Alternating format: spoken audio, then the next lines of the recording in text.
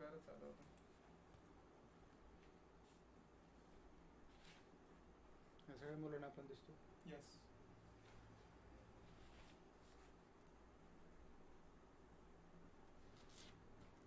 आवाज येतो बघा. येत आहे.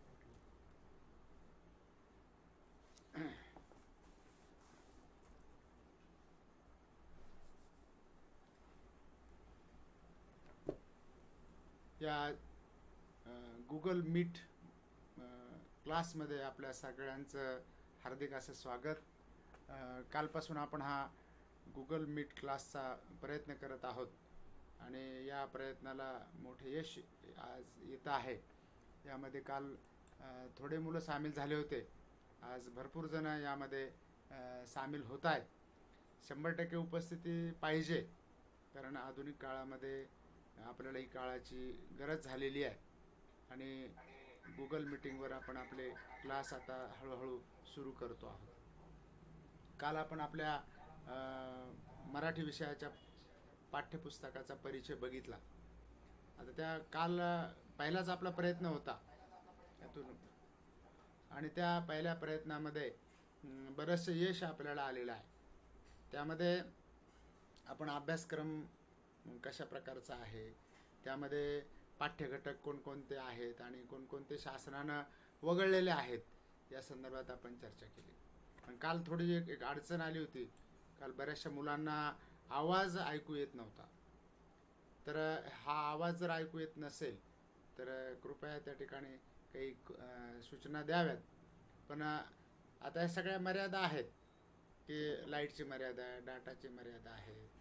प्रत्यक्ष क्लास घेणं आणि गुगल मीटवर बोलणं याच्यामध्ये खूप फरक आहे. तरी हा प्रयत्न आपला आहे. प्रत्यक्षात क्लास कधी सुरू होतील यात अजूनही शासनानं डिक्लेअर केलेलं नाही. साधारणपणे या महिन्याच्या 30 तारखेपर्यंत तरी क्लास आपले सुरू होणार नाहीत.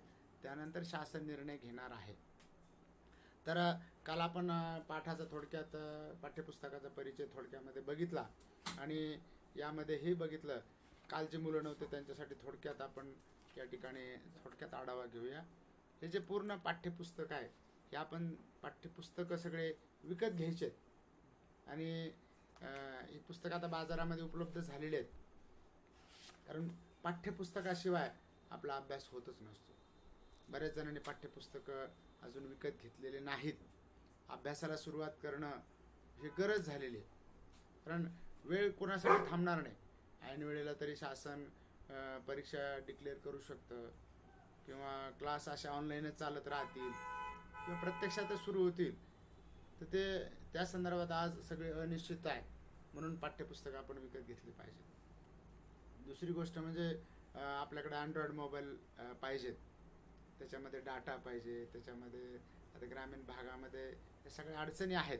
त्या सगळ्या अडचणीवर आपल्याला मात करायची आहे.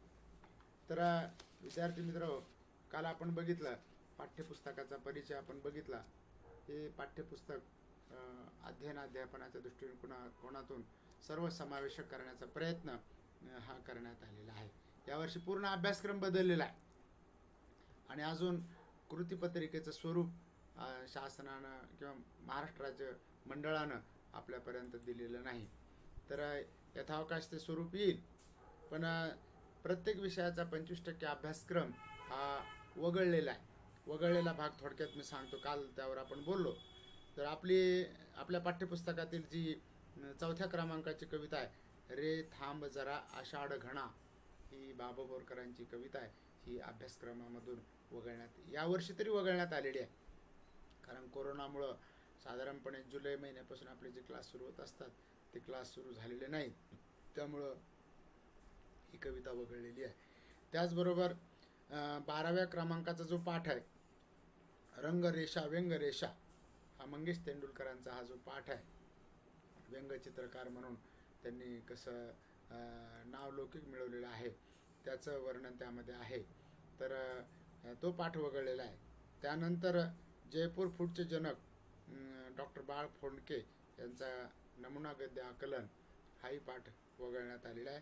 आणि उपयोजित मराठीमध्ये वृत्तलेख, फीचर रायटिंग किंवा वृत्तलेख कसा असतो तर तो भागही वगळण्यात आलेला आहे. तर या कोरोनाच्या पार्श्वभूमीवर आपण ह्या गुगल मीटचं आयोजन केलेलं आहे. हळूहळू आता सगळ्या विषयांचे तास होतील, सगळेजण तयारीत आहे. कारण हे सगळं आपल्याशी बोलायचं म्हटलं तर सगळ्या तयारी करायला, सेटअप उभा करावा लागतो, लॅपटॉप पाहिजे किंवा चांगल्या प्रकारचा मोबाईल पाहिजे, लाईट पाहिजे, त्याला त्यामध्ये आपला डाटा पाहिजे. ह्या सगळ्या अडचणी आहेत. या अडचणीवर आपल्याला मात करून आपल्याशी संवाद साधायचा आहे. तर आज आपण हे बघणार आहोत. पहिली जी आपली कविता आहे, बहुत असोत सुंदर, ही काव्यानंद ही कविता आहे. काव्यानंद त्यातून घ्यायचा आहे. श्रीपाद कृष्ण कोलटकर यांची ही कविता आहे. पण या कवितेवर आपल्या परीक्षेमध्ये प्रश्न किंवा कृती विचारल्या जाणार नाहीत. त्यामुळे फक्त ती आपण श्रवण करणार आहोत. त्यासाठी तुम्हाला व्हॉट्सअपवर वेगवेगळ्या प्रकारच्या कवींनी गायलेल्या किंवा कवयित्रींनी गायलेल्या ही जी कविता आहे ही आपण पाठवलेली आहे आणि वेळोवेळी आपण पाठवणार आहोत. आज आपण प्रामुख्यानं एका पाठावर बोलणार आहोत. तो म्हणजे प्राचार्य शिवाजीराव भोसले यांचा हा जो पाठ आहे, वेगवशता नावाचा, या पाठावर आपण प्रामुख्यानं आज बोलणार आहोत. तर काय कटलं बाय? ठीक आहे, नाही ओके. तर हा जो पाठ आहे, प्रेझेंट नका करू. प्रेझेंट का? हा, विद्यार्थ्यांनी प्रेझेंट करायचं नाही. प्रेझेंट झालं तर इथे सगळा डिस्टर्ब तयार होतो. कोणी त्यामध्ये डिस्टर्ब करायचं नाही. आपल्याला काही शंका असतील, किंवा काही समस्या असतील किंवा अडचणी असतील तर चॅटिंगमध्ये आपण त्यामध्ये नोंद करायची. वेगवशता नावाचा प्राचार्य शिवाजीराव भोसले यांचा पाठ आज आपण त्याचा परिचय बघूया. त्यांचा कालखंड 1927 ते 2010. 1927ला त्यांचा जन्म झाला आणि 2010ला त्यांचं निधन झालेलं आहे. त्यानंतर त्यानंतर त्यांचा आपल्याला परिचय बघायचा आहे की प्राचार्य शिवाजीराव भोसले हे नामवंत वक्ते म्हणून प्रसिद्ध होते.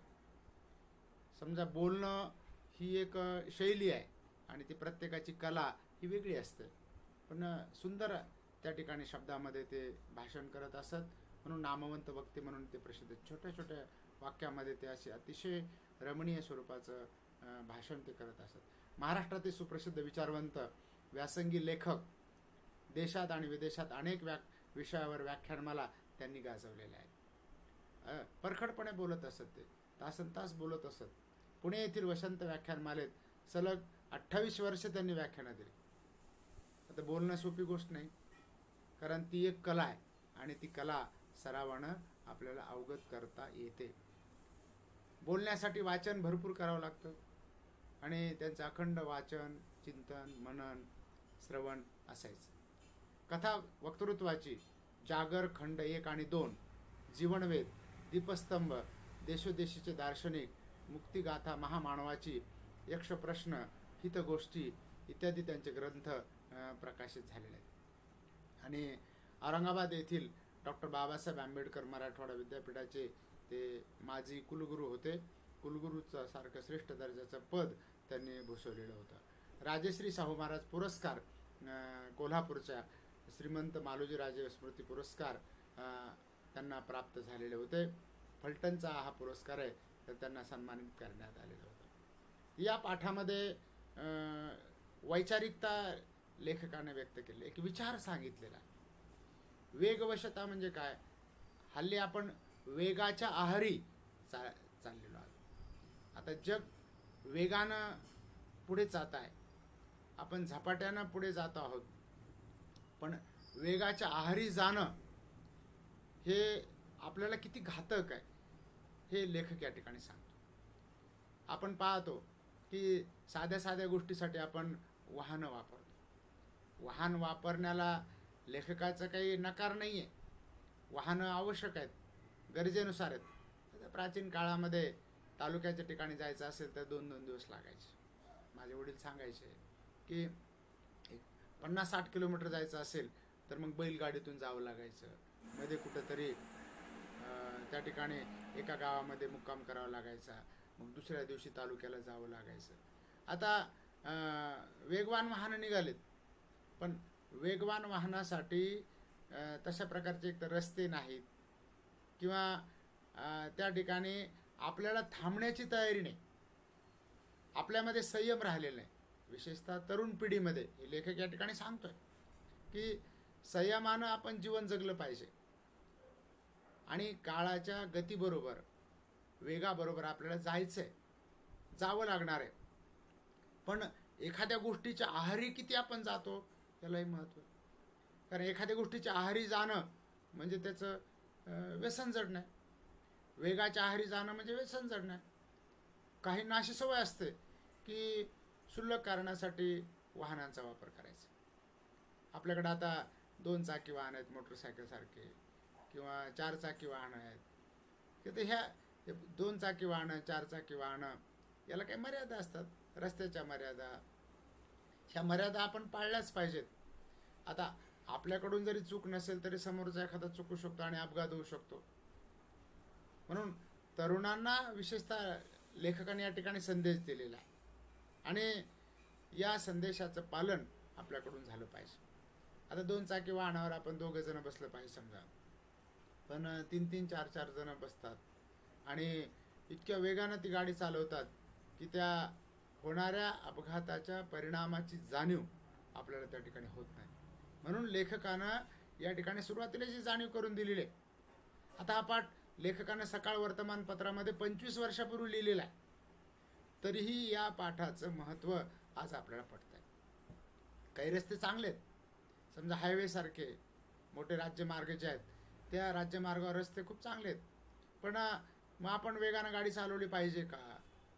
कारण जर गाडी ती आपल्या तो वेग, त्या वाहनाचा वेग जर आपल्या क्षमतेच्या पुढे जर गेला तर ते क्षमता किंवा ते वाहन कंट्रोल करणं किंवा ते वाहनावर नियंत्रण ठेवणं आपल्याला कठीण जातं आणि मग अपघात होतात. अपघाताला कारण आपलंही असतं, पण यंत्र चुकत नाही, मनुष्य चुकतो. म्हणून त्या ठिकाणी मनाचा वेग, उत्तम वेग, मनाचा संयम, उत्तम संयम अशा प्रकारच्या म्हणी रस्त्यानं आपण पाहतो. म्हणून वाचाल तर वाचाल अशाही म्हणी आहेत. तर याचं आपण चिंतन केलं पाहिजे. वेगाच्या आहारी जाता कामा नये. वेग आहे, वेगानं आपल्याला जावं लागणार आहे, काळाच्या गतीनुसार आपल्याला जावं लागणार आहे, पण त्या ठिकाणी त्याच्या आहारी न जाता, त्याच्या व्यसनाधीन न जाता त्या ठिकाणी आपण साध्या साध्या गोष्टीसाठी वाहनाचा वापर न करता पायी चालण्याचा सराव केला पाहिजे. अक्षुल्लक कारणासाठी समजा एखाद्या आपल्या घरातल्या मुलाला आपण जर सांगितलं अरे जा दुकानावर जा आणि दूध पॉकेट घेऊन ये, तर तो लगेच त्या ठिकाणी वाहनाचा विचार करतो, मोटरसायकल द्या पप्पा, आणि मला लगेच मी पायी जात नाही. म्हणजे 4 पावलं चालायचा सुद्धा हल्ली कंटाळा येतो. म्हणून आता जसं वय वाढेल तसं तसं सांगतात की चालाल तर वाचाल. म्हणजे चालणं हा एक उत्तम व्यायाम आहे, पण हल्ली शारीरिक श्रम आपले कमी होत चालले. आपण यंत्राच्या आहारी चाललेलो आणि यंत्राच्या आहारी न जाता त्या ठिकाणी यंत्र हे एक साधन आहे आणि या साधनाचा योग्य तो वापर आपल्याला करता आला पाहिजे, हे लेखक या ठिकाणी सांगतोय. आणि अतिवेगाच्या आहारी गेलेल्या माणसाच्या विकृतीवर नेमकेपणानं बोट या ठिकाणी लेखकानं ठेवलेलं आहे. आपण पाहतो रस्त्याने चालताना काही मुलं काय करतात की मोटरसायकलवर 2-2, 3-3 जण बसतात आणि खूप वेगानं वाहन चालवतात, अचानक ब्रेक दाबतात आणि पुढचं चाक वर करतात आणि काहीतरी आपण हटके केलं असं दाखवण्याचा त्यांचा प्रयत्न असतो. आणि मग त्या ठिकाणी पडल्यानंतर मग आपल्याला किती लागतं हे सांगायला नको. वेळ आणि श्रम वाचवण्यासाठी वाहनाची गरज लेखकाला पटते. वाहनामुळे वेळ वाचला आपला आणि श्रमही वाचले. पूर्वीच्या काळी शारीरिक श्रम जास्त होते, आज शारीरिक श्रम कमी आहेत आणि आपल्याला वेगानं जाता येतं. आता एका तालुक्याला जायचं असेल, 30-40 किलोमीटर जायचं असेल तर अर्ध्या-पाऊण तासामध्ये आपण जातो. पण वेगाच्या आहारी किती जायचा हा खरा प्रश्न आहे. गरज नसताना खोट्या प्रतिष्ठेपायी कर्ज काढून वाहन आपण खरेदी करतो.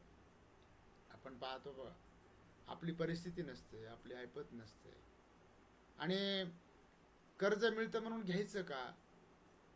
त्या वाहनाची खरंच आपल्याला गरज आहे का? शहरामध्ये आपण बघतो बघा की आता एवढे वाहनं झालेले आहेत. अपार्टमेंट असेल, त्या अपार्टमेंटमध्ये त्या ठिकाणी प्रत्येकाकडं वाहन असतं खाली ते पार्किंग व्यवस्थाच केलेली असते. आणि एवढंच काय, एकेकाकडं एक जणासाठी 2-2 वाहनं, घरामध्ये मुलाला वेगळं वाहन, मुलीला वेगळं वाहन, त्यानंतर 4चाकी एक वाहन. म्हणजे गरज नसताना आपण वाहनं वापरतो खोटी प्रतिष्ठा दाखवायची. काही जण तर बघा त्या वाहनाचा वापर करत नाहीत. समजा 4चाकी वाहन घेतलं, एखादी कार घेतली आणि कित्येक दिवस घरासमोर ती उभी असते, पण अनेकांना आपण निरोप देतो आम्ही कार घेतली. खरंच त्याची गरज आहे का त्या वाहनाची, हेही आपण बघितलं पाहिजे. प्रेझेंट नका करू सांगा. हां, तर वर्तमानकालीन मानसिकतेवर लेखकानं हा प्रकाश टाकलेला आहे. गरज असेल तर आपण वाहन निश्चित घेतलं पाहिजे, पण त्या वाहनाचा वेग आपण नियंत्रणात ठेवला पाहिजे, ही लेखक या ठिकाणी सांगतोय. महानगरामध्ये, शहरामध्ये ठराविक वेळेत अनेक ठिकाणी पोहोचून आपल्याला कामे करावी लागतात. वेळ कमी असतो आपल्याला, कुठे ऑफिसला जायचं असतं किंवा शाळेमध्ये जायचं असतं, मुलांना पोहोचवायचं असतं, दुकानावर जायचं असतं, अनेक कामं असतात आणि यासाठी वाहनाची आपल्याला गरज लागते. आणि तरी नको तितक्या वेगानं वाहने चालवून लोक अपघातांना निमंत्रण देताना आपल्याला दिसतात. शहरामध्ये वाहनाची एक मोठी समस्या निर्माण झालेली, पुणे मुंबईसारख्या ठिकाणी. आपण जर पुणे मुंबईला आपण गेलोत किंवा औरंगाबादसारख्या ठिकाणी जरी आपण गेलोत तरी आपल्या लक्षात येतं, ज्या ठिकाणी सिग्नल लागलेलं असतं त्या सिग्नलच्या ठिकाणी अर्धा 1-1 किलोमीटर वाहनांच्या रांगा लागतात. आणि त्या ठिकाणी त्या ठिकाणी रस्ता क्रॉस करणं किंवा त्या ठिकाणी वेळेवर पोहोचणं ही एक मोठी समस्या निर्माण झालेली. वाहन पार्किंगची सुद्धा समस्या शहरामध्ये आहे. आणि याचं वैषम्य म्हणजे दुःख लेखकाला वाटतं की नको तितक्या वेगानं वाहनं लोक चालवतात. काय गरज आहे वेगानं वाहनं चालवायची की, आणि लोक मोठेपणाने सांगतात की आम्ही फार लवकर पोहोचलो, की आम्ही 80च्या स्पीडनं गाडी चालवली, आम्ही 90च्या स्पीडनं गाडी चालवली, आम्ही 100च्या स्पीडनं गाडी चालवली, असं लोक दाखवत असतात. आणि पुन्हा वाचलेला वेळ माणसं वाहनं चालवण्यामध्ये आपला वेळ वाया घालवतात. क्षुल्लक कारणासाठी वाहनं वापरू नयेत हे लेखक या ठिकाणी सांगतो. म्हणून लेखकानं पुढं म्हटलेलं आहे की तेव्हा वाहनं माणसावर स्वार होतात. बघा, आपल्या घरामध्ये समजा आपली मोटरसायकल असेल किंवा आपलं वाहन असेल, त्याची काही आपल्याला गरज नाही, पण ते बंद पडलेलं आहे, पण ते कधी सुरू करून आपण आणू, गॅरेजवर दाखवून त्याचे दुरुस्त करून आणू, याची आपल्याला घाई होत असते. म्हणजे आपण वाहनाच्या आहारी गेलो आणि एखाद्या गोष्टीच्या आहारी जाणं म्हणजेच व्यसन आहे. वाहनामध्ये कसला आला मोठेपणा, किंवा वाहनामधून वाहन चालवत असताना वाहनाशी खेळ खेळू नये. बरेच जण वाहनाशी खेळ खेळतात. आता तर हल्ली आपण बघतो, आता वाहन चालवत असताना मोबाईल वापरू नये, तरी अनेक जण वाहन चालवत असताना मोबाईल वापरतात, फोन घेतात किंवा फोन लावतात. खरंच जर फोनवर बोलायचं असेल तर वाहन आपण बाजूला उभं केलं पाहिजे, कारण क्षणामध्ये अपघात घडू शकतो. त्याचं नावच अपघात. अचानकपणे घडलेली गोष्ट असते आणि त्या घडलेल्या गोष्टीला, त्या परिणामाला आपल्याला सामोरं जावं लागतं. म्हणून हल्ली आपण बरेच जण बघतो बघा, वाहन चालवताना त्या मोबाईलचे हेडफोन आपण कानामध्ये अडकवतो. आणि पुन्हा हेल्मेट, आता वाहन चालवताना हेल्मेट तर आपण वापरलंच पाहिजे, नियम आहे म्हणून काही गोष्टी आपण करता कामा नये, ते आपल्यासाठी आहे. हेल्मेटमुळं आपल्या शरीराचं संरक्षण होतं. आपला समजा दुर्दैवानं अपघात झाला, आपला हात पाय, आपल्याला इजा झाली हात पायाला, तरी आपली ती दुरुस्त होऊ शकते, किंवा तो निकामी झाला तरी आपल्याला जिवंत राहू शकतो. पण आपल्या डोक्याला जर त्या ठिकाणी मार लागला तर जिवंत राहण्याचं शक्यता आपली फार कमी असते. म्हणून तरुण पिढींना लेखक या ठिकाणी सांगतोय की आपण त्या वाहतुकीचे नियम आपण पाळलेच पाहिजेत. बरेच जण वाहतुकीचे नियम मोडताना आपल्याला दिसतात, सिग्नल तोडतात. शहरामध्ये आम्ही बघतो सिग्नल तोडतात. काय गरज असते एवढी? आणि आपल्या वाचून कुठलं एखादं मोठं काम अडलेलं असतं आणि एखाद्या ठिकाणी पोहोचायला थोडा उशीर झाला तर फार काही बिघडत नाही. वेळेवर निघायचं किंवा अगोदर पोहोचायचं थोडं, त्या ठिकाणी आपण गेलं पाहिजे. म्हणून लेखक या ठिकाणी अशी मार्मिक टिप्पणी करतोय. लेखकाला दुःख होतंय की आपण अपघातांना निमंत्रण देतोय. हळू वाहनं जर चालवली तर अपघात त्या ठिकाणी वाचू शकतात किंवा अपघात होणार नाहीत, हे लेखक या ठिकाणी सांगतो. आणि अफाट वेगानं वाहने चालवण्याच्या प्रवृत्तीमुळं वाहन चालकाच्या शरीर मनावर अनावश्यक ताण निर्माण होतो. बघा, जितकं वेगानं आपण वाहन चालू त्या ठिकाणी आपल्या शरीरावर आणि मनावर परिणाम होतो. एकतर गाणे ऐकता ऐकता आपण वाहन चालवतो किंवा एकटक नजर ठेवावी लागते. रस्त्यामध्ये अनेक अडथळे येतात, गतिरोधक असतात, काही खड्डे असतात, समोरचं वाहनही समोरचाही नियमानं चालतोच असं काही नाही. म्हणून आपल्या शरीरावर आणि मनावर अनावश्यक ताण निर्माण होतो आणि त्या ताणाचा परिणाम आपल्या शरीरावर होतो. अनेक आजार आपल्याला चढतात. पाठीचे आजार, मणक्यांचे आजार किंवा मानदुखीचे आजार, गुडघेदुखीचे आजार, कमरेचे आजार, असे आजार आपल्याला जडतात. आणि त्यामुळं सत्व आणि स्वास्थ्य आपलं हिरावून घेतलं जातं. बघा, सत्व म्हणजे मी कुणीतरी आहे अशी आपली दाखवण्याची प्रवृत्ती असते. बघा, प्रत्येकाची असते. मी तुमच्यापेक्षा काहीतरी वेगळा आहे. इतरांनी आपल्याला स्तुती आवडते बघा, आणि आपल्याला आपली निंदा आवडत नाही. आपल्याला कोणीतरी चांगलं म्हणावं असं आपल्याला वाटत असतं आणि आपलं त्यातून स्वास्थ्यही बिघडत असतं. आपल्याही मर्यादा असतात, शारीरिक मर्यादा, क्षमतांच्या मर्यादा आपल्याला असतात. म्हणून अनैसर्गिक वेग कमी करण्याबाबत लेखक शेवटी आपल्याला इशारा देतो की आपण ह्या सगळ्या मर्यादा, शारीरिक क्षमता ओळखून, रस्त्याच्या मर्यादा ओळखून, वाहनाच्या मर्यादा ओळखून त्या ठिकाणी वेगावर नियंत्रण ठेवलं पाहिजे. वेगाच्या आहारी जाता कामा नये, हे लेखक या ठिकाणी आपल्याला सांगतो. पहा, प्रत्येकानं पाठ्यपुस्तक सोबत घेतलं पाहिजे. भाषा विषयाचा अभ्यास आपल्याजवळ पाठ्यपुस्तक असल्याशिवाय होत नसतो. म्हणून ज्यांनी पुस्तकं विकत घेतलेली नाहीत त्यांनी कृपया पुस्तकं विकत घ्यावीत, कारण पूर्ण अभ्यासक्रम बदललेला आहे. कारण आपल्याला जे काही पंच ज्ञानेंद्रियाच्या सहाय्यानं ज्ञान ग्रहण करायचं आहे, डोळ्याच्या सहाय्यानं पाहण्याचं ज्ञान घ्यायचं आहे, कानाच्या सहाय्यानं ऐकण्याचं ज्ञान घ्यायचं आहे, नाकाच्या सहाय्यानं गंध घ्यायचा आहे, जिभेच्या सहाय्यानं आपलं चवीचं ज्ञान घ्यायचं आहे आणि हाताच्या सहाय्यानं आपल्याला स्पर्श ज्ञान घ्यायचं आहे. म्हणून आपल्याला हे समजून घ्यायचं आहे.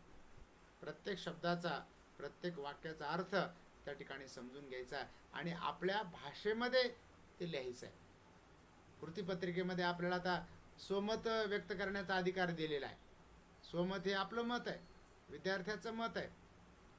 ते लेखकानं सांगितलेलं मत जरी आपल्याला पटत नसेल, आपण आपलं मत व्यक्त करायचं आणि त्यामुळं आपल्याला त्यामध्ये गुण मिळणार आहे.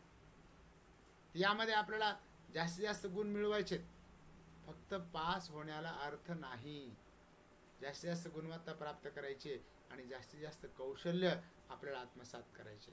म्हणून आपण पाठामध्ये बघूया, पान नंबर 3 वर बघा. वेग हे गतीचे एक रूप आहे. आपले जीवनही स्थिती आणि गती यात विभागलेले आहे. थांबणे, चालणे, धावणे असे हे जीवनचक्र फिरतच असते. आपल्या विचारांनाही गती असते, जिला आपण प्रगती म्हणतो. ती विचारांची गती असते. गतीला जेव्हा दिशा असते तेव्हाच ती प्रगती या संज्ञेला पात्र ठरते. दिशाविहीन गती ही अधोगती ठरते. आजच्या जीवनात विलक्षण वेगवानता आढळते. रस्ते वाहनाने व्यापलेले असतात. माणसे घरात राहतात, म्हणूनच अल्पकाळ तरी स्थिर राहतात. एरवी गतीपायी अगतिक होतात. कोरोनामुळं आपल्याला या मागच्या 5-6 महिन्यामध्ये हा आपल्याला अनुभव आला असेल. घरी थांबणं सुद्धा किती आपल्याला त्या ठिकाणी अडचणीचं गेलं. आपल्याला थांबावंसं वाटलं नाही घरामध्ये, कंटाळा येतो घरामध्ये थांबण्याचा.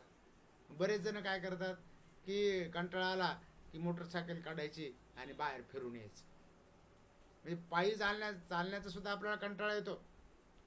आणि लेखक या ठिकाणी सांगतो की वेग हे गतीचं एक रूप आहे.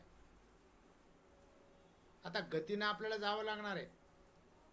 पण किती वेगानं आपण गेलं पाहिजे, त्या वाहनाची मर्यादा, रस्त्याची मर्यादा, आपली क्षमता आणि अपघात होणार नाही याची काळजी आपल्याला घेत घेत घेत त्या वेगानं, जगाच्या वेगाबरोबर आपल्याला चालायचं आहे, जगाच्या गतीबरोबर आपल्याला चालायचं आहे, निसर्गाच्या गतीबरोबर आपल्याला चालायचं आहे. आणि म्हणून आपलं जीवनही स्थिती आणि गती यात विभागलेलं असतं. आता स्थिती म्हणजे काय आहे तसं आपण स्वीकारणं. आपल्याला बदल असा वाटतो आणि हा बदल आपण स्वीकारलाही पाहिजे, काळानुसार बदललं पाहिजे. आता पहा, आमच्या काळामध्ये मोबाईल नव्हते, लॅपटॉप नव्हते, टी व्ही नव्हते, पण आता शिकणं काळाची गरज झाली आहे. जे जे नवीन आहे ते आपण शिकलं पाहिजे. प्रत्येक जण अखंड विद्यार्थी असतो.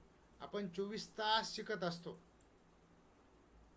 ज्ञान कधीही संपत नसतं. ज्ञानाचा झरा जगामध्ये अखंड तेवत असतो, चालत असतो आणि प्रत्येक जण शिकत असतो. आता मी सुद्धा हे लॅपटॉपवर आपल्याला बोलतोय, हे जे सगळं सेटअप उभा केलेलं आहे हे माझ्या मुलाकडून करून घेतलं आणि तो मला शिकवतो. प्रत्येकजण शिकलं पाहिजे आणि शिकणं याच्यात काही वाईट नाही. एखादी गोष्ट आपल्याला जर येत नसेल तर ती दुसऱ्याला विचारणं याच्यामध्ये काही कमीपणा नसतो. म्हणून अखंड आपण शिकत राहिलं पाहिजे. मला सगळं येतंय ह्या अहंकारामध्येच मनुष्य जीवन जगतो. म्हणून आपलं जीवनही स्थिती आणि गती यात विभागलेलं असतं. आता आपल्या जीवनाला जे स्थैर्य लाभलं, आपल्या जीवनामध्ये स्थैर्य असं वाटतं. आपल्याला आपले स्वप्न पूर्ण करायचे आहेत, आपल्याला मोठं व्हायचं आहे. आपले स्वप्न असतात, कोणाला डॉक्टर व्हायचं आहे, कोणाला इंजिनियर व्हायचं आहे, कोणाला प्राध्यापक व्हायचं आहे, कोणाला शिक्षक व्हायचं आहे. पण कोणी असं म्हणत नाही की मला उत्तम नागरिक व्हायचं आहे, सुजाण नागरिक व्हायचं आहे. बघा, आपण काय करतो, इतरांचे दोष दाखवतो पण आपले दोष आपण शोधत नाही आणि आपले दोष आपण शोधून त्यावर कशी मात करता येईल याचा आपण विचार केला पाहिजे. बघा, थांबणं, चालणं, धावणं असं जीवनचक्र फिरतच असतं. बघा, हे रथचक्र आहे जीवनाचं. उत्पत्ती, स्थिती आणि लय. मनुष्य हा एक प्राणीच आहे, इतर प्राण्याप्रमाणेच प्राणी आहे, परंतु त्याला इतर प्राण्यापेक्षा जास्त बुद्धी निसर्गानं दिलेली आहे आणि या बुद्धीचा वापर करून त्याला अधिकाधिक सुखी आणि समाधानी जीवन जगावंसं वाटतं. पण मनुष्याचं त्या ठिकाणी हाव कधी संपत नाही. एक गोष्ट प्राप्त झाली की त्याला ती दुसरी असं वाटतं. मोटरसायकल नसेल तर ते मोटरसायकल कधी खरेदी करू असं त्याला वाटत असतं. मोटरसायकल प्राप्त झाली की 4 चाकी वाहन कधी मिळेल याचा तो विचार करत असतो. त्यानंतर 4 चाकी वाहन मिळालं की मोठं घर आपलं कधी होईल याचा विचार तो करत असतो. म्हणून आपल्या जीवनामध्ये आपल्याला अनेक वेळेला थांबावं लागतं, चालावं लागतं आणि प्रसंगी धावावं सुद्धा लागतं. आता हे धावण्याची जर आपल्याला क्रिया पाहिजे असेल तर शहरामध्ये जास्त लोक धावत राहतात, पळत राहतात. मुंबईसारख्या ठिकाणी जर तुम्ही बघितलं तर मुंबईमध्ये ज्या लोकल रेल्वे चालतात त्या लोकल रेल्वे दर 3 मिनिटाला एक लोकल रेल्वे चालते आणि लोक असं गच्चपणे दाटीवाटीनं उभा राहून त्या ठिकाणी प्रवास करत असतात. पहाटच्या 4 वाजल्यापासून तर रात्रीच्या 12 वाजेपर्यंत 8 तास ड्युटी, 4 दुणे 8 तास जवळपास प्रवास, म्हणजे 8 दुणे 16 तास लोक घराच्या बाहेर असतात. आणि मग थोडा जरी वेळ झाला घरातून बाहेर पडायला तर दिवसभराची ड्युटी बुडते. मग या काळाच्या प्रवाहाबरोबर आपल्याला चालावंच लागणार आहे. त्यामुळं लेखक या ठिकाणी सांगतो की आपल्या विचारांनाही गती असते बघा, आणि तिला आपण प्रगती म्हणतो. योग्य विचार आपण केले पाहिजेत. आपल्याला काय व्हायचंय हे आपण ठामपणे ठरवलं पाहिजे आणि त्या दिशेनं आपण अभ्यास केला पाहिजे. अभ्यास करण्यासाठी कष्ट करावे लागतील. कष्टाला पर्याय नाही. कष्टे विन फळ नाही, केल्याविन होत नाही, केल्याने होत आहे रे. आधी केलेची पाहिजे. हे संत वचन आपण आपल्या मनावर बिंबवली पाहिजे. म्हणून त्या ठिकाणी आपल्या विचारांना योग्य अशी गती असली पाहिजे. आता बघा, जवळपास 15 जूनपासून आपलं कॉलेज सुरू होत असतं. 15 जून म्हणजे जून महिना गेला, जुलै गेला, ऑगस्टही गेला, आज सप्टेंबर महिन्याची 6 तारीख आहे. काळ कुणासाठी थांबत नाही. कोरोना यासारख्या महामारीला आपण सगळेजण सामोरं जात आहोत आणि काळाची गती आहे. पण ग्रामीण भागामध्ये आपण पाहतो बघा, शहरी भागामध्येही आपल्याला प्रकर्षानं जाणवतं की कोरोनाचा काळजी घेणारे लोक आहेत, पण ग्रामीण भागामध्ये कोणी मास्कचा वापर करत नाही. विशेषतः तरुण पिढी मास्कचा वापर करत नाही. तरुणामध्ये प्रतिकार क्षमता जास्त असते, लहान मुलामध्ये आणि वयस्कर व्यक्तीमध्ये तर त्या ठिकाणी प्रतिकार क्षमता कमी असते. मग हे चांगलं चांगलं शिकण्याचं हेच आपलं वय असतं. अखंड आपण शिकत राहिलं पाहिजे. तरुण वयामध्ये आपली ग्रहण क्षमता जास्त असते आणि आपल्या विचारांना योग्य आपण अशी दिशा दिली पाहिजे. मोठे ध्येय आणि मोठे स्वप्न आपण ठेवले पाहिजेत आणि जे आपण प्राप्त करतो तिला प्रगती असं लेखकानं म्हटलेलं आहे. स्वप्न आपण जरूर पाहावेत, पण ते वास्तवातले स्वप्न असले पाहिजेत. ध्येय वेडं असलं पाहिजे. आपण त्या ध्येयानं आपण त्या ठिकाणी वेडं झालं पाहिजे आणि ते ध्येय साध्य करण्याचा अखंड आणि अहोरात्र आपण प्रयत्न केला पाहिजे. गतीला जेव्हा दिशा असते तेव्हाच ती प्रगती होते. गतीला योग्य दिशा असली पाहिजे. समजा आपल्याला एखाद्या गावाला जायचं आहे, तर त्याच्या योग्य एसटीमध्येच आपण बसलं पाहिजे, वाहनामध्येच आपण बसलं पाहिजे. जर समजा आपल्याला बीडला जायचं आहे आणि विरुद्ध दिशेच्या वाहनामध्ये जर आपण बसलो तर कधीच ते गाव येणार नाही. म्हणून त्या ठिकाणी लेखक सांगतो, गतीला जेव्हा दिशा असते तेव्हा तिला प्रगती असं म्हटलं जातं. आपल्याला मोठं व्हायचं. आता काही याच्यामध्ये कला शाखेचे विद्यार्थी आहेत आणि काही विज्ञान शाखेचे विद्यार्थी. आपण ग्रामीण भागातलेत म्हणून आपल्याला काही स्वतःला कमी समजायची गरज नाही. न्यूनगंड आणि अहमगंड हे दोन सुद्धा आपले अवगुण आहेत. आपण स्वतःला कमी समजू नये आणि जास्तही समजता कामा नये. आपण फार मोठे आहोत असंही समजू नये. आपण स्तुतीने भाळून जाऊ नये आणि निंदेने सुद्धा त्या ठिकाणी खचून जाता कामा नये. लोक प्रसंगी आपली स्तुती करतात, प्रसंगी आपली निंदाही करतात. कुणालाही लोक फार काही प्रत्येकालाच कोणी चांगलं म्हणतं अशातला प्रकार नाही. म्हणून आपण आपलं ध्येय सोडता कामा नये. ध्येय वेळ झालं पाहिजे. ठरवलं पाहिजे आपल्याला काय व्हायचं ते आणि त्या दिशेनं आपण गेलं पाहिजे. आपल्याला जे येत नाही ना ते आपण इतरांना विचारलं पाहिजे आणि ते आत्मसात करण्याचा प्रयत्न केला पाहिजे. अभ्यास म्हणजे तरी काय की एखादी गोष्ट पुन्हा पुन्हा पुन्हा पुन्हा आत्मसात करणं. जी येत नाही ना तोपर्यंत करत राहा. पाठांतर करणं, वाचन करणं, मनन करणं, चिंतन करणं हे आपण केलं पाहिजे. म्हणून गतीला जेव्हा दिशा असते तेव्हाच तिला प्रगती या संज्ञेला ती पात्र ठरते. आता आपली प्रगती झाली असं आपण कसं ठरवायचं. तर आपली गुणवत्ता तर वाढतच राहते. आपण सेवावलोकन करायचं. 12 वर्ष आपले झालेले आहेत, 12वीला आपण आहोत. त्या 12 वर्षामध्ये आपण काय केलं हे आपण बघितलं पाहिजे. आणि मागे जरी आपल्याला कमी गुण पडलेले असले तरी आपल्याला खूप काही मोठं होता येतं. योग्य दिशेनं जाता येतं. काळानुसार आपल्याला जाता आलं पाहिजे. बघा, ते नांदेडचे एक प्राचार्य होते, प्राचार्य नरहर कुरुंदकर नावाचे. इतके विद्वान, हुशार. MA ला 5 वेळेस नापास झाले. कारण का तर त्यांना एवढा अभ्यास होता त्यांचा. 20-20 गुणांसाठी एक एक प्रश्न असायचा आणि एकाच प्रश्नाचं उत्तर लिहिण्यासाठी त्यांना 3 तास वेळ कमी पडायचा. असे असता कामा नये. म्हणजे आपल्याला वेळेचं सुद्धा नियोजन करता आलं पाहिजे. योग्य नियोजन करता आलं पाहिजे. गुणवत्ता म्हणजे केवळ मार्क्स नाहीत, पण सगळ्या गोष्टीचं योग्य नियोजन आपल्याला करता आलं पाहिजे. वाचन, लेखन, मनन, चिंतन जे काही सांगायचंय ते तेवढ्या वेळेमध्ये तेवढ्या गुणांसाठी, किती गुणांसाठी आपल्याला प्रश्न विचारलेला आहे ते आपल्याला सांगता आलं पाहिजे. मुलगा बघा, ते संभाजी भिल्लारे काय करतो, मध्ये मध्ये येतो बघा. कोण आहे? प्रेझेंट होत आहे का? हां हां हां.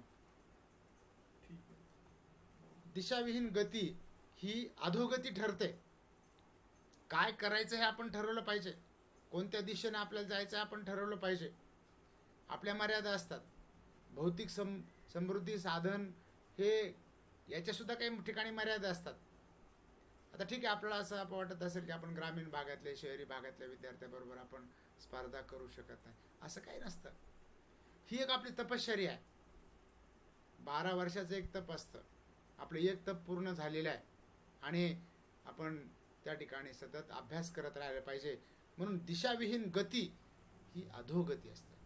आपल्याला अधोगतीला जायचं नाही, आपल्याला आपली प्रगती करायची आहे. आजच्या जीवनात विलक्षण वेगवानता आढळते हे लेखक या ठिकाणी सांगतात.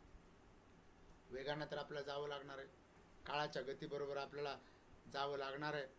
रस्ते वाहनांनी व्यापलेले असतात. शहरामध्ये आपण बघतो, आता ग्रामीण भागात याचं लोन पसरलेलं आहे.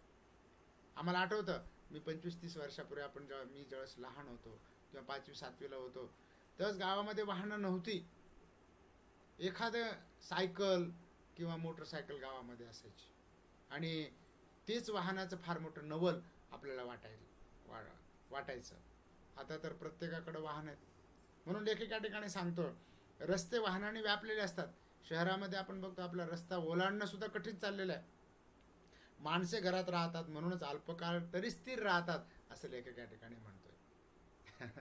माणसाला राहण्यासाठी घर दिलेलं आहे, आश्रय दिलेला आहे, विश्रांती दिलेली आहे. संध्याकाळच्या वेळेला आपण विश्रांती घेतो.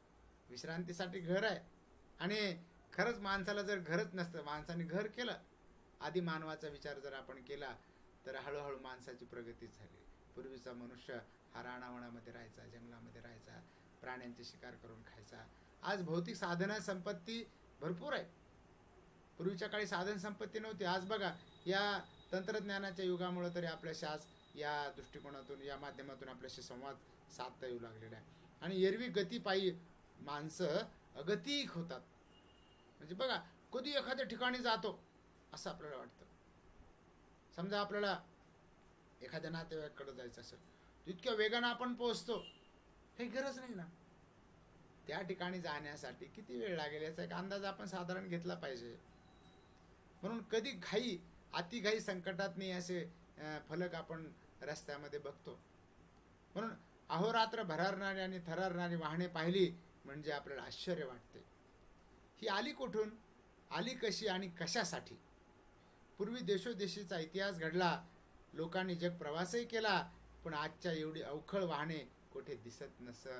बघा, लेखक या ठिकाणी सांगतो, पूर्वी अनेकांनी जग प्रवास केला, पायी चालले. पूर्वीच्या काळी बघा, पंढरपूरला जायचं असलं तर लोक रडायची. आणि कारण का, तर तो पंढरपूर म्हणजे खूप दूर आहे असं वाटायचं. तालुका म्हणजे खूप दूर वाटायचं लोकांना. आज तालुक्याच्या ठिकाणी जाणं आणि परत येणं 1 तास 1.5 तासाचा आपला वेळ जातो त्यामध्ये. अहोरात्र भरारणारी वाहनं मुंबईसारख्या ठिकाणी जर आपण बघितलं, किंवा साधा औरंगाबाद, पुण्यासारख्या ठिकाणी जर आपण बघितलं, शहरामध्ये आपण जर बघितलं, तर रात्रंदिवस ही वाहनं रस्त्यानं आपल्याला चालताना आपल्याला दिसून येतात. आणि मग ही वेगवान वाहनं कोणी शोधून काढली? आता गरज म्हणून लोकांनी ती शोधून काढली, किंवा शास्त्रज्ञांनी ती शोधून काढली. कारण गरज ही शोधाची जननी असते. कारण कमी वेगाचं वाहन आपल्याला आवडत नाही, म्हणजे जास्तीत जास्त वेगाचं वाहन असलं पाहिजे. पण तशा प्रकारचे रस्ते आहेत का? ते वाहन खरंच आपल्याला चालवता येतं का? किंवा समोरचा व्यक्ती तशा पद्धतीनं ते वाहन योग्य पद्धतीने नियमांचं पालन करून ते वाहन आपण चालवतो का? तो चालवता का याचा आपण विचार केला पाहिजे. पूर्वी देशोदेशीचा इतिहास घडला आणि अनेक लोकांनी प्रवास केला, जग प्रवास केला. आजही आपण जग प्रवास करतो, पण आजच्या एवढी अवखळ वाहनं पूर्वी कुठेही दिसत नव्हती, हे लेखक या ठिकाणी सांगतात. आता माणूस घरातून दारात आला की वाहनावर आरूढ होतो. बघा, साध्या साध्या गोष्टीसाठी माणसं वाहनांचा वापर करू लागले. किराणा दुकानावर जायचं असेल, काही भाजी खरेदी करायची असेल, जवळच बाजार असतो, पण 4 पावलं चालणं सुद्धा आज आपल्याला त्या ठिकाणी आळसाचं वाटू लागलेलं आहे. या दृष्टिकोनातून आळस वाढलेला आहे, लेखक या ठिकाणी सांगतो. आणि थोडा वेळ असतो, कामे बरीच असतात, पायी चालत ती उरकता येत नाहीत. जीवन हे दश दिशांना विभागलेले आहे. मुलांची शाळा एका टोकाला, आपले कार्यालय दुसऱ्या टोकाला, मंडई एका बाजूला, तर दवाखाना दूर कुठल्या तरी दिशेला. जीवनाची हे टोके सांधणार कशी, जोडणार कशी, शेवटी गतीही घ्यावीच लागते. वेळ थोडा असतो बघा, आणि या काळाच्या गतीवर चालावंच लागतं. घड्याळाच्या तालावर नाचणारे शहर आहेत. ग्रामीण भागामध्ये फारसा वेळेचा विचार आपण करत नाही, पण शहरामध्ये मात्र त्याचा वेळेचा विचार आपल्याला करावाच लागतो. आणि आपण घरातून दारात आलोत की आपण वाहनावर आरूढ होतो, आणि वेळ थोडा असतो, कामे बरीच असतात. एवढी सगळी कामं आपल्याला उरकता येत नाही. लेखक या ठिकाणी सांगतोय जीवन दश दिशांनी विभागलेलं असतं. अनेक गोष्टी आपल्याला पूर्ण करायच्या असतात. मुलांना शाळेमध्ये पोहोचायचं असतं, किराणा दुकानात काहीतरी खरेदी करायचं असतं, आणि कार्यालयामध्ये आपल्याला जायचं असतं, मंडईमधून आपल्याला भाजी आणायची असते. ह्या सगळ्या गोष्टी आपल्याला करायच्या असतात. आणि मग हे सगळ्या गोष्टी थोड्या वेळामध्ये कशी करणार, शेवटी गतीनं आपल्याला जावंच लागणार, हे लेखक या ठिकाणी सांगतो. यथाप्रमाण गती ही गरज आहे. लेखक म्हणतो गतीनुसार आपल्याला जावंच लागेल, पण त्याच्या आहारी जाता कामा नये. एखाद्या गोष्टीच्या आहारी जाणं म्हणजे व्यसनाधीन होणं. आपल्या मनावर नियंत्रण ठेवता आलं पाहिजे. पण आपल्याकडे रस्त्याने जाताना एक म्हण लागते बघा, की मनाचा वेग उत्तम वेग, मनाचं नियंत्रण उत्तम नियंत्रण. तर शेवटी मन आपल्या नियंत्रणात पाहिजे. जोपर्यंत आपलं मन नियंत्रणात नाही, मन सैराभरा झालेलं असतं, तेव्हा आपण कुठलाही विचार करत नाही, हे लेखक या ठिकाणी सांगतोय. म्हणून पण अप्रमाण, अवास्तव आणि अनावश्यक गती ही एक विकृती आहे. लेखकाने या ठिकाणी याला काय म्हटलेलं आहे? विकृती. विकृती म्हणजे आजार किंवा विकृत मन. आपण पाहतो रस्त्यानं जाताना एखाद्याला कट मारणं वाहनावर चालताना, आणि मग हसत राहणं. तो पडला किंवा आपण पडलो की हसत राहणं, की याची काही गरज नाही ना. अवास्तव आहे, ते अप्रमाण आहे आणि अनावश्यक आहे. वाहनांशी खेळ खेळू नये. बरेच जण वाहनांशी खेळ खेळताना आपल्याला दिसून येतात. मग एवढा वेग जीवनाला असावा, आणि आपली कामं ही यथासांग पार पडली पाहिजेत असं आपल्याला वाटतं. पण त्या कामाचं आपण नियोजन केलं पाहिजे, अभ्यासाचं नियोजन केलं पाहिजे, वेळेचं नियोजन केलं पाहिजे. जीवनामध्ये आपल्याला वेळेला आपण महत्त्व दिलंच पाहिजे. आणि हे लेखक या ठिकाणी सांगतो. त्यापेक्षा अधिक वेग म्हणजे अक्षम्य आवेग म्हणावा लागेल. जीवनामध्ये वेग आहे, वेळ. आता समजा आपल्याला एखाद्या घरून आपल्याला कॉलेजला येण्यासाठी किती वेळ लागतो, किंवा एखाद्या ठिकाणी जाण्यासाठी किती वेळ लागतो, याचा साधारण आपल्याला अंदाज असतो. त्या वेळेला आपण पोचलं पाहिजे. म्हणून त्या ठिकाणी अप्रमाण, अवास्तव आणि अनावश्यक गती स्वीकारता कामा नये. याला विकृती असं म्हटलेलं आहे. की इतरांकडे पाहून हसणं, किंवा इतरांना, इतर समजा हळू चालवत असेल वाहन की त्याला आपण हसतो, असं करता कामा नये. एक विकृती असं लेखक या ठिकाणी सांगतोय. तो आत्मघातकी ठरतो. म्हणजे अपघाताला आपणच निमंत्रण देतो. अपघात एखाद्या ठिकाणी होतो, आणि ज्या ठिकाणी अपघात होतो त्यावेळेस आपण काय म्हणतो, की माझी काही चूक नव्हती, समोरच्याची चूक होती. आणि त्या ठिकाणी लेखक या ठिकाणी हे सांगतो की असं आत्मघातकी होता कामा नये. सावध, साक्षेपी आणि दक्ष आपण असलं पाहिजे, सावध असलं पाहिजे. अखंड सावधानता जीवनामध्ये आपल्या असली पाहिजे, हे लेखक या ठिकाणी सांगतो. अमेरिकेसारख्या विकसित देशामध्ये माणसं वेगानं जीवन जगतात. घरोघर आणि दरडोई वाहन उपलब्ध असते. रस्ते रुंद, सरळ, निर्विघ्न आणि एकमार्गी असतात. घरे, कार्यालय, बाजारपेठा यात निदान 100 मैलांचे किमान अंतर असते. जवळच्या जवळ सगळे असे सहसा नसते. अंतरावरच्या गोष्टीशी जवळीक साधण्यासाठी दूरवर जावे लागते. यातून माणसात दुरावा निर्माण होतो. तो जाचदायक आणि असह्य होऊ नये म्हणून वेगाचा आश्रय घेतला जातो. वेगामुळे माणसे बेभान होतात. भान हरपले म्हणजे अस्वस्थता विरून जाते. वेगात एक बेहोशी असते. बघा, वेगानं वाहन चालवताना आपल्याला कशाचंही भान नसतं की आपला अपघात होईल का, किंवा आपण पडूत का, की आपल्याला लागल का, त्याचे परिणाम आपल्याला, त्या परिणामाची जाणीव आपण ठेवत नाही. म्हणून सावकाशपणे आपण चाललं पाहिजे, वेगावर आपण नियंत्रण ठेवलं पाहिजे. आपल्या देशातील रस्ते तर एवढे वेगवान चालवण्यासाठी नाहीतच. 1990ला मी बी एडला होतो. बी एडला असताना तिथल्या महाविद्यालयाचे प्राचार्य होते डॉक्टर बी जी जोशी नावाचे, आणि त्यांचे मेव्हणे अमेरिकेमध्ये इंजिनियर होते. त्यांचं व्याख्यान ठेवलेलं होतं. त्यांनी सांगितलं की जपानमध्ये एका ठिकाणाहून दुसऱ्या ठिकाणी जर फोन लावायचा असेल तर अवघ्या 3 सेकंदात फोन लागतो. अमेरिकेमध्ये एका ठिकाणाहून दुसऱ्या ठिकाणी जर फोन लावायचा असेल तर अवघ्या 10 सेकंदामध्ये लागतो. आणि आपल्या भारतामध्ये जर आपल्याशी बोलायचं असेल तर अनेक अडथळे निर्माण होतात. हे संदेश दळणवळण आपलं वाढलेलं आहे. शहरातले रस्ते चांगले आहेत. या ठिकाणी लेखकानं अमेरिकेचं उदाहरण दिलेलं आहे. अमेरिकेमध्ये रस्ते चांगले आहेत. अमेरिकेतले वाहनं सुद्धा तितकेच वेगवान निर्माण केले. आपल्याकडं वेगवान वाहनं खरेदी केलेले आहेत, आपण करतो आहोत, पण रस्ते त्या दृष्टीनं नाहीत. रस्त्यात खड्डे आहेत का खड्ड्यात रस्त्याचे आपल्याला कळत नाही. म्हणून लेखक या ठिकाणी सांगतो की अमेरिकेसारख्या विकसित देशामध्ये माणसे वेगाने जीवन जगतात. त्या वेगाबरोबर चालवावंच लागतं. बघा, तुम्ही शहरामध्ये जर आपल्याला वाहनं चालवायचे असतील तर समोरच्याचा जो वेग आहे त्या वेगाप्रमाणे आपल्याला वाहन चालवावं लागतं, किंवा नियमांचं पालन करून आपल्याला त्या ठिकाणी वाहन चालवावं लागतं. हे लेखक या ठिकाणी सांगतात. आवाज बरोबर येतोय? हो येतोय. बरोबर बरोबर येतोय. एक जणांनी कॉमेंट्स टाकले आवाज येत नाही म्हणून. नेटवर्क प्रॉब्लेम असेल असं का? हां. तर या ठिकाणी लेखक काय म्हणतो बघा, घरगोई आणि दरडोई वाहन उपलब्ध असतं. तिथं त्यांचं उत्पन्न, भौतिक उत्पन्न भरपूर आहे, पगार भरपूर आहे, आणि त्यांना वाहने भरपूर आहेत. रस्ते रुंद असतात, सरळ असतात, निर्विघ्न असतात. म्हणजे रस्त्यामध्ये कुठल्याही प्रकारचे अडथळे येत नाहीत. ना वाहनांचे अडथळे, किंवा गतिरोधकाचे अडथळे, खड्ड्याचे अडथळे, किंवा इतर काही प्राणी असतील, काही म्हशी, किंवा इतर जे आपल्याकडले जे कुत्रे, मांजरं, किंवा इतर जे प्राणी असतात त्याचे जे अडथळे असतात, हे अडथळे अमेरिकेसारख्या देशामध्ये रस्त्यामध्ये आपल्याला येत नाहीत. आणि रस्ते एकमार्गी असतात, ज्याला आपण वन वे ट्रॅफिक म्हणतो मराठीमधून. आता मराठीमधून वन वे ट्रॅफिक म्हणायचं का शुद्ध मराठीमधून एकमार्गी म्हणायचं? लेखकाने एकमार्गी दाखवलं. एकमार्गी म्हणजे जाण्यासाठी एक रस्ता आणि येण्यासाठी एक रस्ता, वन वे ट्रॅफिक. आवाज येत नाही?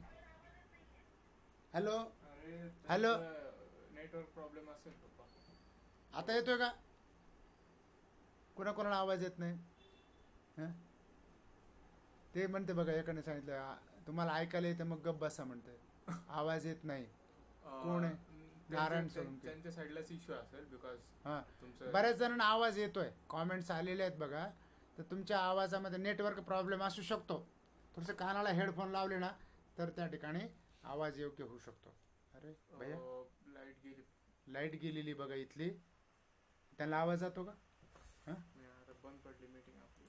अरे यार, अचानकच लाईट गेली. हे लॅपटॉप सुरू कर ना.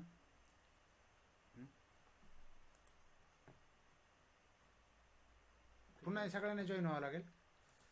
नाही, फक्त तुमचं होऊन जाईल रिकनेक्ट वापस. एकदा त्यांना बोला की येतोय का म्हणा आवाज. आवाज येतोय का? इथली लाईट गेली बघा.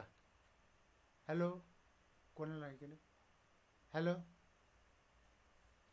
आवाज येतोय? कोणाला ओपन केलं तू? नाही नाही, एखाद्याला तरी ओपन करणार. हॅलो, आवाज येतोय का? कॉमेंट्स बघ बरं.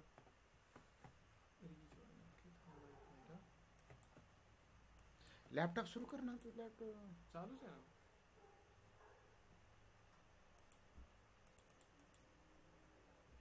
प्लीज चेक युअर नेटवर्क गेले.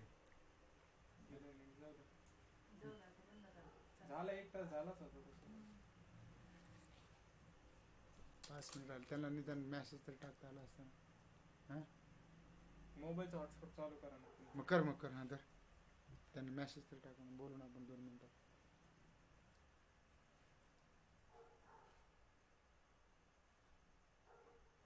कधी लाईट जात नसते इथली.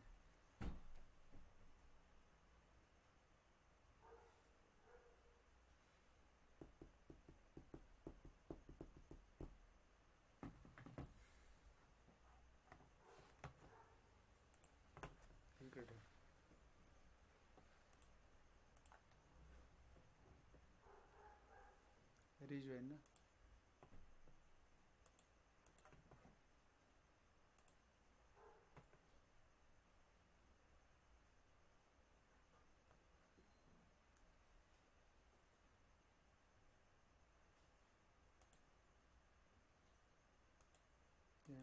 ओपन कर. कॅमेरा ऑफ केला मी. का? हा लाईट आली. ए थांब रे. तुला काय त्रास व्हायला लागला?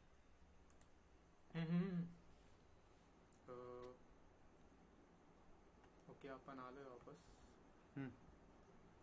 चेक कर एकदा.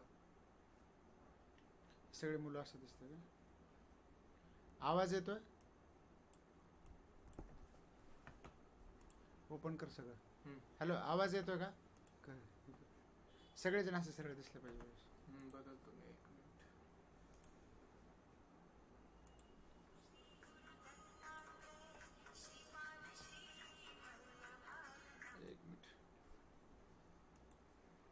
Hello hello.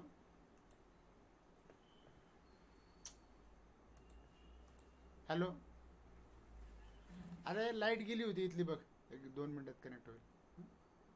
हो हो हो हो हो 1 मिनिट. लाईट.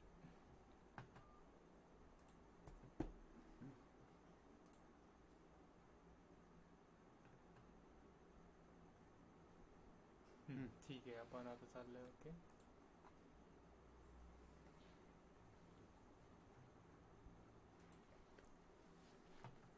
किती जण जॉईन आहेत बघू. छोटे चित्र तयार होतं. हो 1 मिनिट. तू जावरती 5 मिनिटात संपवतो.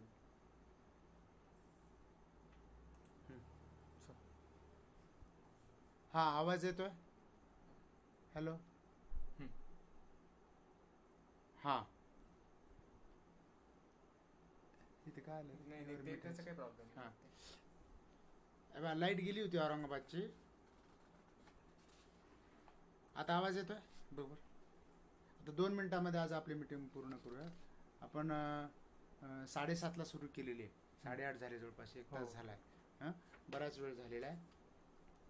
तर लेखक या ठिकाणी वेगवशता या पाठामध्ये अमेरिकेचं उदाहरण देतोय. त्या ठिकाणी भौतिक संपन्नता आहे, घरोघर वाहनं आहेत, दरडोई उत्पन्न भरपूर आहे. त्या ठिकाणी रस्ते रुंद आहेत, सरळ आहेत, निर्विघ्न आहेत, एकमार्गी आहेत. आणि त्या ठिकाणी घर, कार्यालय, बाजारपेठा हे दूर दूर असतात. 100 मैलांचं अंतर असतं. साधारणपणे 1 मैल म्हणजे 1.6 किलोमीटर अंतर आहे. म्हणजे 1.5 किलोमीटरपेक्षा जास्त 1 मैलाचं अंतर मोजलं जातं. म्हणजे 100 मैल म्हणजे 160 किलोमीटर साधारणपणे असे अंदाजे आपण त्याचं अंतर ठेवू शकतो, धरू शकतो. जवळच्या जवळ सगळे असे सहसा नसते. अंतरावरच्या गोष्टीची जवळीक साधण्यासाठी दूरवर जावं लागते. यातून माणसामध्ये दुरावा निर्माण होतो. आता बघा 100-200 किलोमीटरवर माणसं जर राहत असतील तर त्यांना भेटण्यासाठी आपल्याला जावं लागतं. आणि या सगळ्यात जाचदायक आणि त्रासदायक या गोष्टी असह्य होऊ नये म्हणून माणसानं वाहनाच्या वेगाचा आश्रय घेतलेला आहे. वेगामुळे माणसं बेभान होतात, म्हणजे स्वतःला विसरून जातात. आणि भान हरवलं की अस्वस्थता निर्माण होते आणि वेगामध्ये बेहोशी राहते की आपण त्याचा विचार करत नाही. आणि वेगामध्ये मोठा जर अपघात झाला तर त्या अपघातामध्ये आपलं फार मोठं नुकसान होण्याची शक्यता असते. म्हणून वेगाच्या आहारी जाता कामा नये हे लेखक या ठिकाणी सांगतो. या पाठाचा आशयच हा आहे की वेगाची विकृती होता कामा नये. वाहनावर आपण नियंत्रण ठेवलं पाहिजे आणि वेगावर आपलं नियंत्रण असलं पाहिजे. ते हळू वेगानं आपण आपली वाहनं चालवली पाहिजेत. विद्यार्थी मित्र हो, 1 तासापासून आपण आपल्याशी एकमेकाशी आपण संवाद साधतो. 8:30 झालेले आहेत. आज बरेचसे विद्यार्थी जॉईन झालेले, जवळपास 26 विद्यार्थी जॉईन झालेले आहेत. आणि प्रत्येकाची उपस्थिती ही आमच्याकडे असणार आहे. इतर मुलांना सुद्धा त्या ठिकाणी, विद्यार्थ्यांना सुद्धा सूचना द्याव्यात. आणि त्या ठिकाणी पाठाबद्दलच्या काही अडचणी, शंका किंवा काही प्रश्न असतील तर माझ्या वैयक्तिक व्हॉट्सअपवर त्या ठिकाणी प्रश्न पाठवावेत. त्याचे यथावकाश उत्तर दिलं जाईल. उर्वरित भाग जो आहे या पाठाचा आपण पुढच्या भागामध्ये घेऊया. तुर्तास इथं थांबूया. आज इथं आपण थांबू.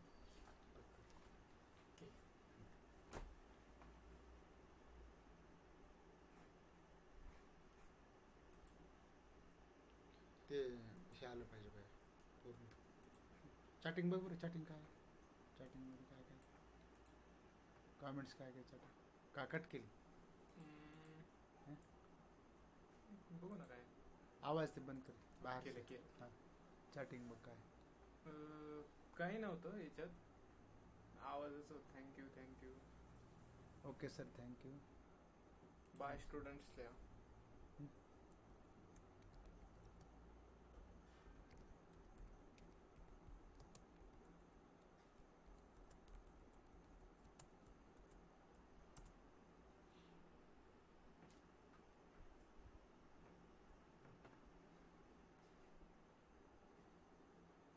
काय काय कॉमेंट्स बघ बरं.